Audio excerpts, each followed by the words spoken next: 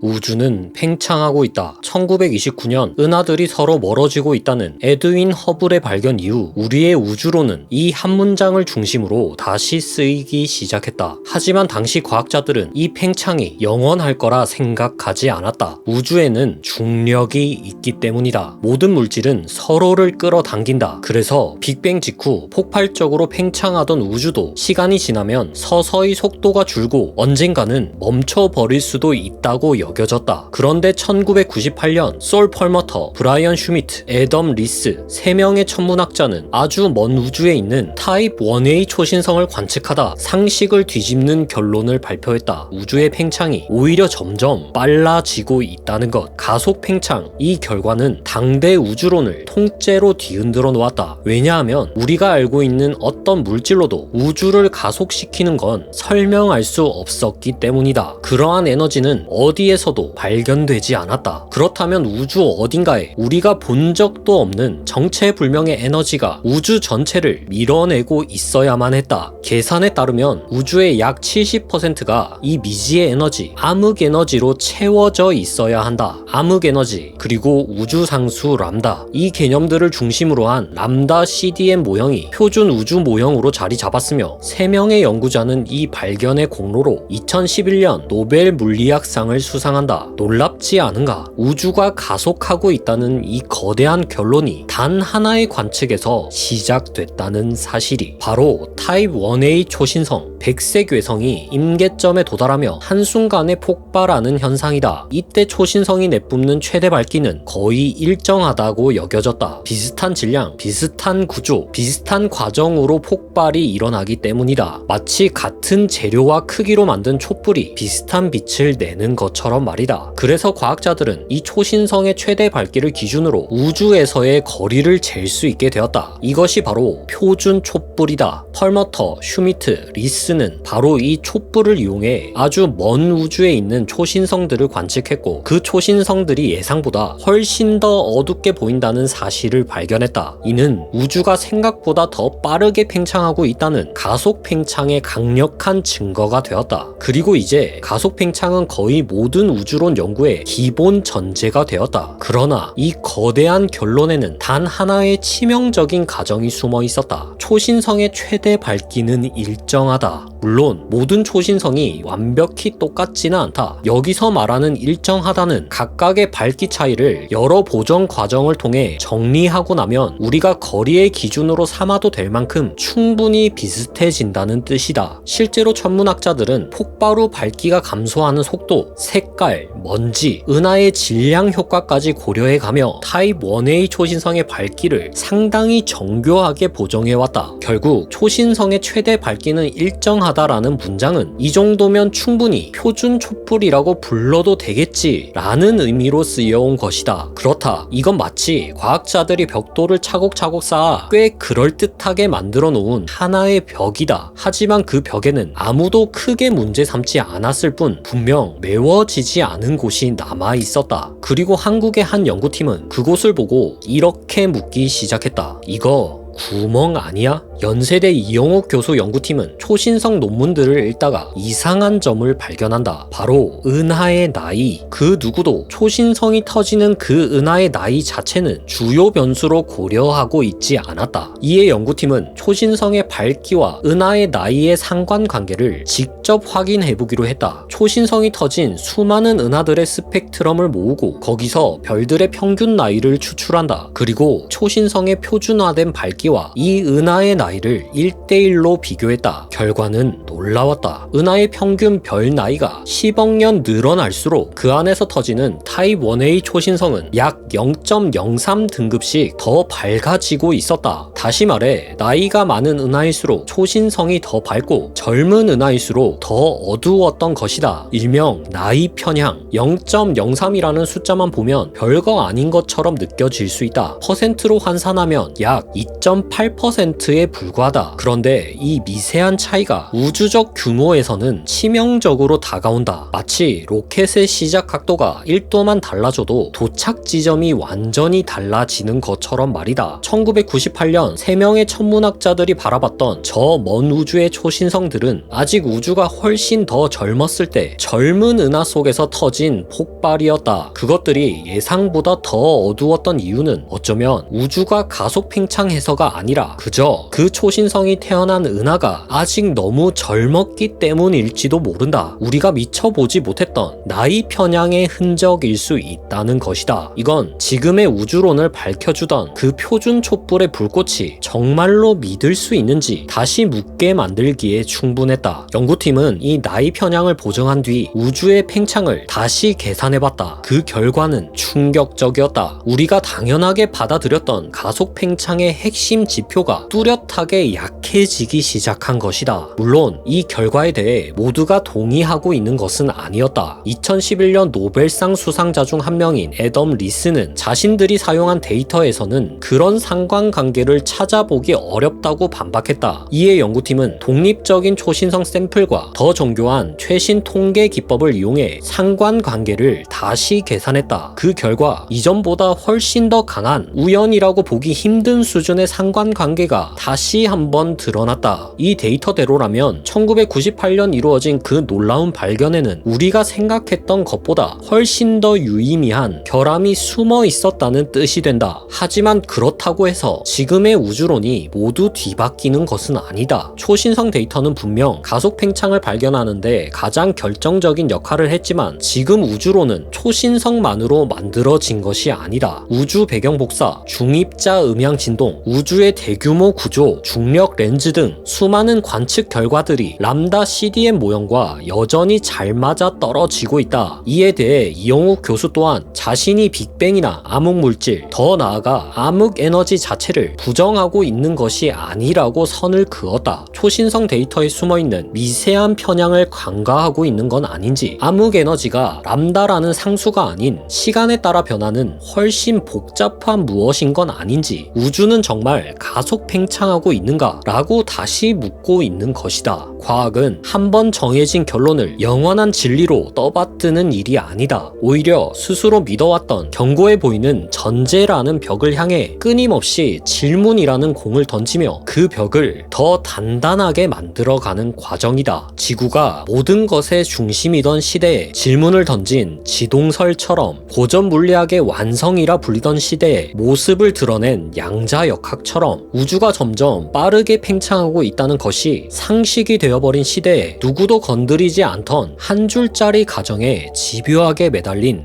연구팀처럼 그들의 질문은 임계점에 도달해 타오르는 초신성처럼 언젠가 새로운 빛이 될지도 모른다. 이 거대한 우주를 비춰줄 작은 촛불이.